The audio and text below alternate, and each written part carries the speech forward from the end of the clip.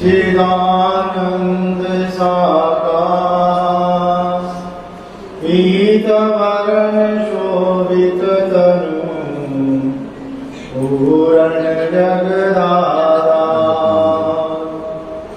विशाल देव के सुत प्रभु सदा हरिता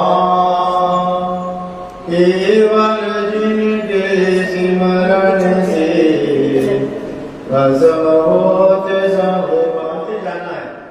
भगवान अपने श्री मुख से कहते हैं ये तीजा रामा पासोनी का वेद का स्थाना पासोनी वेद।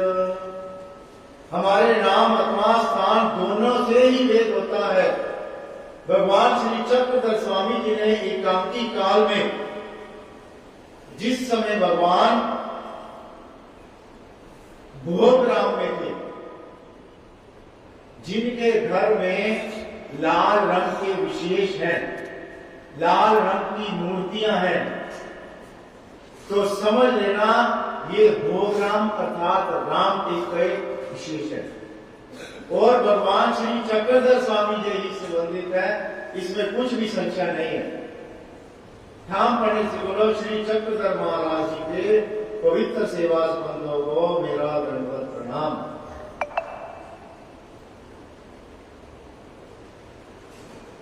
भगवान उन दिनों में रामटेक में थे, जो वहां का पुजारी था। भगवान की सुंदर लावण्य में मूर्ति देखकर इतना आकर्षित हुआ, भले ही वो राम का मंदिर था, लेकिन जिस जगह पर भगवान बैठते थे उस जगह पर भगवान को बैठे गए पहले भगवान की आरती करता, भगवान की पूजा करता, भगवान को तिलक लगाता, भगवान को हाथ चढ़ाता। रोज प्रतिदिन उसका ऐसा ही नियम करता था। फिर भगवान वहां से तो चले गए। हुआ ऐसे, भगवान तो वहां से चले गए। एक ब्राह्मण उस राम के मंदिर के दर्शन करने के लिए आया। जिस जगह पर भगवान प्रतिदिन बैठते थे वो उस जगह पर बैठ गया। उस जगह पर बैठ गया तो वह सत्यानंद में निमग्न हो गया। वो तो झूलने लगा, मतलब उसको स्थिति हो गई, इतना रमायमान हो गया। फिर उसने वहां के पुजारी से पूछा, कहता मैंने तुम्हारे को देखा, तुम पहले कहते राम की पूजा छोड़कर पहले इस स्थान की पूजा करते हो, उनको हाथ चढ़ाते हो, उनको तिलक लगाते हो, ऐसी क्या विशेषता है? तो वो वहां का पुजारी करने लगा। कुछ दिन पहले यहाँ पर भगवान श्री चक्रधर स्वामी जी आए थे। फिर वह भगवान के गुणों का वर्णन करने लगा, तो वह भी इतना आकर्षित हो गया, वह उस पंडित से पूछने लगा, कहते वो अब भगवान जी किधर गए हैं? तब उस पंडित ने उंगली का इशारा करके कहा, भगवान यहाँ से मनशिव की तरफ चले गए हैं, जिसको हम मनसर भी कहते हैं। पता ही नहीं हमारे लोगों को, तो नाम ही बहुत लोगों को तो नाम ही नहीं पता होते। फिर कहते वो ब्राह्मण वहां से सीधा चलता मनशिव में पहुंच गया। भगवान के दर्शन किए, भगवान को दंडवत प्रणाम किया, भगवान को साष्टांग दंडवत प्रणाम किया। फिर भगवान की श्री मूर्ति निहारने लगा। भगवान शिष्टाचार के अनुसार पूछने लगे, भगवान तो कहां से आए हो? कहते महाराज मैंने तो कहते जिस जगह पर आप बैठते थे, कहते उस जगह पर बैठ गया और वहां का पुजारी वहां आपकी पूजा करता था। मैं तो बस खींचा ही चला आया। भगवान फिर तुम्हारे को कहने लगे, नामा पासोनी का वेद स्थानावासो निवेद, हमारे नाम अथवा स्थान दोनों से ही आदमी आकर्षित होता है। आज पीछे मुड़कर देखो, जो हमारे बुजुर्ग हैं, माता पिता हैं, आज तो हमारे पास सब तरह की फैसिलिटीज है, पैसे हैं, गाड़ियां हैं, सब कुछ है। पुराने समय में लोग तीर्थों के लिए घोड़ा गाड़ी, बैलगाड़ी पर जाते थे और कहा जा रहे हैं, कहते दक्षिण जा रहे हैं। उस समय महाराष्ट्र कोई नाम नहीं लेता था, कहते कितने जा रहे हैं, दक्षिण जा रहे हैं। आज भी हम लाखों करोड़ों रुपया खर्च कर देते हैं, ये क्या है? स्थानावासो निवेद, ये स्थान का वेद है, स्थान का आकर्षण है।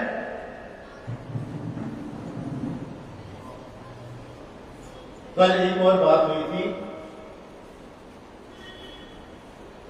नामे वेद और उसके बाद आता है नामे गोद। क्या आता है? गोद की परिभाषा कौन जानता है? गोद किसको कहते हैं? देखो इसको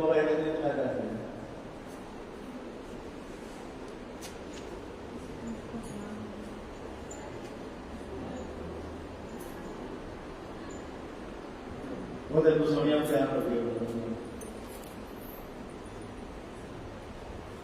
गोद किसको कहते हैं?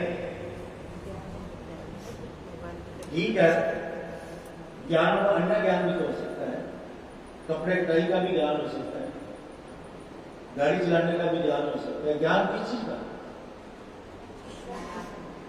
वो अन्य ज्ञान, उसके ज्ञान से ले सकते हैं। ठीक है, मूल रूप से चार पदार्थों का ज्ञान होना ही बोध कहलाता है। बोध की परिभाषा है चहु पदार्थाचे ज्ञान हो आवे की काला बोध बनावे। अब चार पदार्थ कौन से होते हैं? नहीं, आपने तो गाड़ी धोना है, मेरे को पता ही है। वो देखो त्रिपुरा जी कहते हैं, वेरी गुड। चलो बोलो आगे, किसको पता है? हाँ जी, वेरी गुड। चार पदार्थ, जीव, जितने भी संसार में आपको जीव नजर आ रहे हैं, देवता जो इस सृष्टि का कार्यभार चला रहे हैं, देवता, प्रपंच जितना भी आपको आंखों से दिखाई देता है, यहां तक कि आकाश तक, जो भी आपको आंखों तक कहीं जाकर भी यहां से बैठे हुए वस्तु दिखाई देती है, उसको प्रपंच कहते हैं। और चौथा है परमेश्वर। बोध की ये परिभाषा होती है, नामे बोध। नाम से कहते जो नाम स्मरण करने वाला होगा, बोध तभी तो होगा आगे जाकर उसको। परमेश्वर ने जब अनादि काल में जब इस पूरी सृष्टि का निर्माण किया, तो पहले इन चार पदार्थों की ही रचना हुई। जीव, देवता, प्रपंच, परमेश्वर। जीव, अब बोध मतलब ज्ञान इन बातों का होना, मैं कौन हूं, मैं कहां से आया, मेरा कर्तव्य क्या है, क्या खाना पीना, बच्चे पैदा करना, क्या यही संसार में रहकर हमारा यही कर्तव्य है? नहीं, ये काम तो पशु भी कर रहे हैं। तो हम क्या पशु हैं? हम मनुष्य है, जीव है। पशु जीते जिसे कमाते, मरने के बाद भी काम आते। पशु जीते जिसे कमाते, मरने के बाद भी काम आते। तेरा ये जिस्म जिस्म मर कर किसी के, तेरा ये जिस्म मर कर किसी के काम आने के काबिल नहीं है। हीरा जन्म तुझे जो मिला है वो गवाने के काबिल नहीं है। यह जो मनुष्य देह मिला है ये हमारे लिए हीरा जन्म बोलता है। हीरा हर किसी के पास नहीं होता, लेकिन हम इसको गवा रहे हैं। इसीलिए हमने सोचना है एक दिन यह प्राण कब छोड़कर चला जाएगा पता भी नहीं चलेगा। उसके बाद आता है, ये तो जीव की बात हो गई, उसके बाद जीव देवता। देवता को कहते हैं अज्ञान बंध, जिसको पूर्ण रूप से ज्ञान नहीं है। उसको इतना ज्ञान है मेरे नीचे कोई है, लेकिन मेरे ऊपर कौन है उसको इस बात का ज्ञान नहीं है। देवता आपको कभी भी मोक्ष नहीं दिला सकती। भगवान श्री कृष्ण जी ने स्पष्ट अपने शब्दों में कहा है, जो देवी देवताओं की भक्ति करते हैं वो देवी देवताओं को प्राप्त होते हैं, जो पितरों की भक्ति करते हैं वो पितरों को प्राप्त होते हैं, जो मेरी भक्ति करते हैं वो मेरे को प्राप्त होते हैं। लेकिन जो देवी देवताओं की भक्ति करते हैं ठीक है कहते उनको स्वर्गों की प्राप्ति होती है, लेकिन जिस समय स्वर्गों में उनका पुण्य खत्म हो जाता है, नाश हो जाता है, फिर संसार में फिर उस आवागमन के चक्कर में पड़ जाते हैं। देवता अर्थात हमारे को कुछ नहीं दे सकती। अगर आपने मंदिर में 40 दिन का संकल्प किया, 39 दिन गए, देवता के मंदिर में 40वें दिन नहीं जा सके, तो देवता उसका स्वीकार नहीं करेंगे।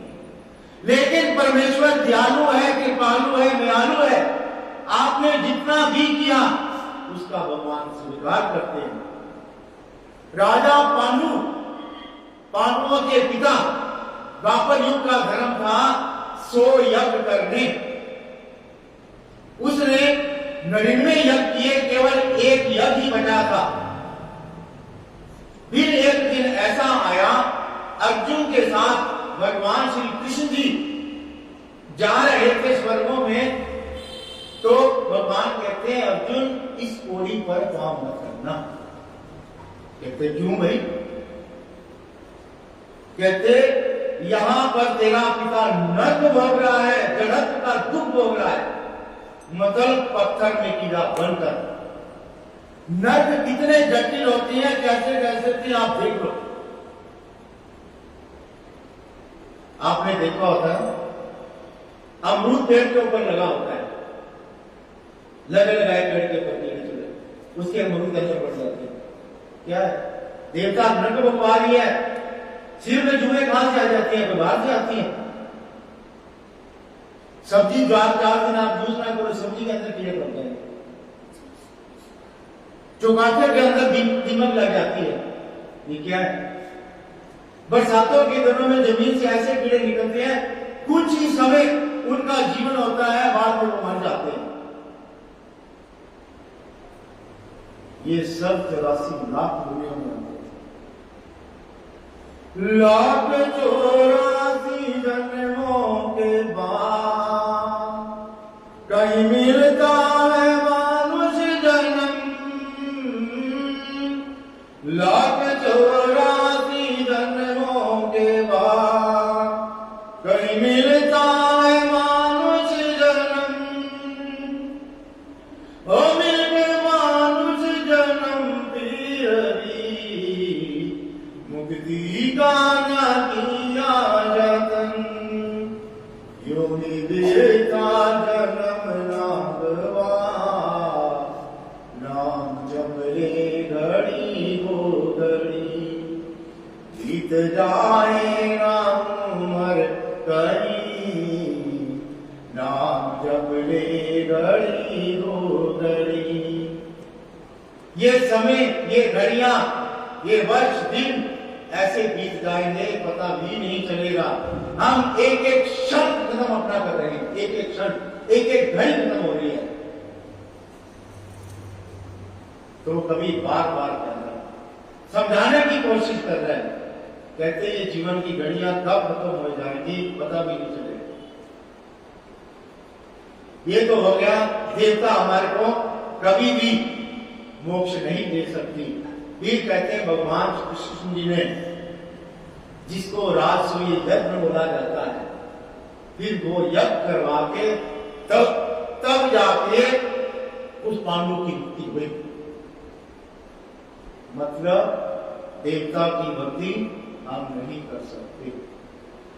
उसके बाद आता है जीव देवता प्रपंच। प्रपंच की परिभाषा क्या है? देखो देखो दीदी ने दर्द है सारा, जो हम आंखों से, ये तो मैंने, ये तो आप लोगों के लिए बताया। हाँ जी भाई जी,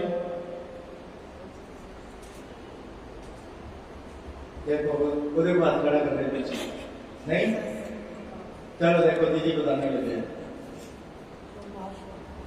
ठीक है। वो